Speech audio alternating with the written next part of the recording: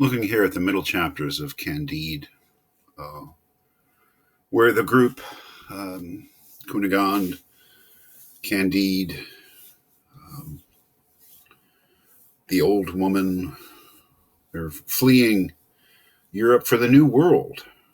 Um, the New World being the West, being South America. Of course, I guess it's set in the 1750s. So the Portuguese and the Spanish are well established in what we now perhaps call Latin America. They've done the damage. And certainly European colonialism is one of the things that Voltaire is criticizing, I think.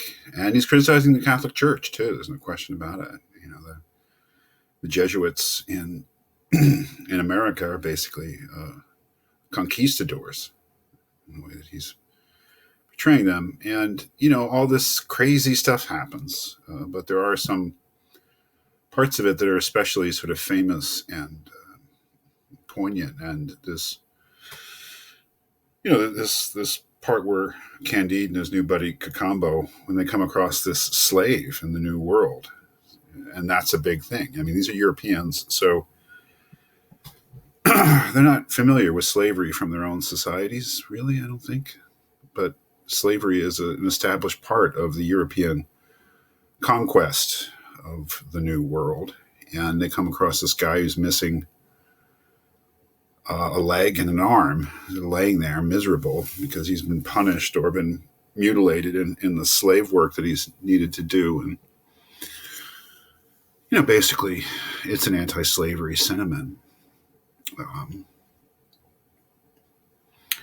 But it actually makes Candide sort of question, if not completely throw away, this best of all possible worlds philosophy that he's adopted from his teacher Pangloss, so that Candide says, seeing this man who's been, victimized like this, mistreated, and realize this is kind of the way of the world, Candide says, "Oh, Pangloss," cried Candide, "thou hadst not guessed at this abomination. It is the end. I must at last renounce thy optimism."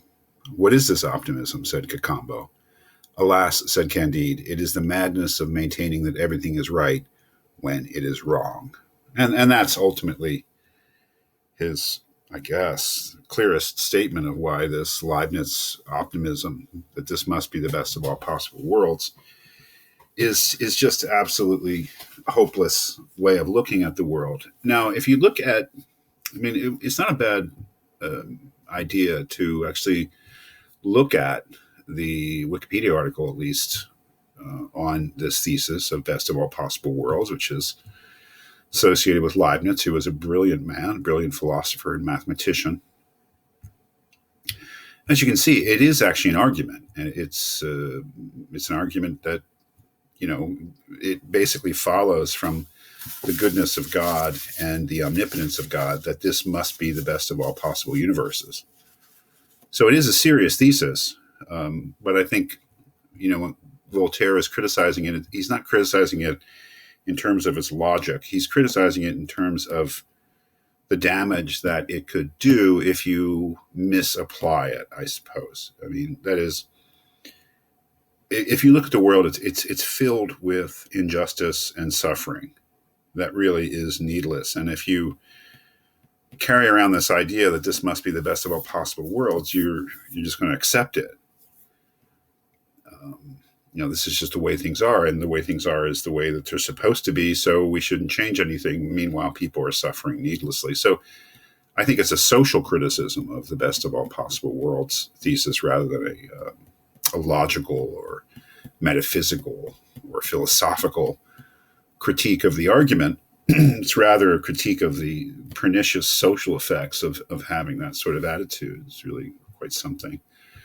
In any case, another big event in this is when they actually make it to El Dorado. This is what the Europeans thought existed somewhere in South America, was this utopia, or at least the kingdom of gold or something. But they come to this place, this hidden place that is that is basically Thomas More's utopia.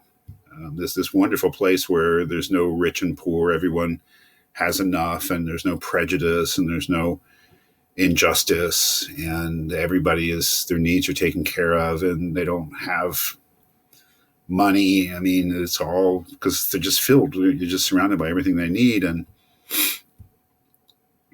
what I found really interesting is Combo and Candide, when they actually find this perfect place, instead of just sort of staying there because it's a really good place, they just fill up their pockets with as much gold and magical sheep or whatever they are as possible, and want to go back and be fabulously wealthy in Europe. I mean, it really is quite sad.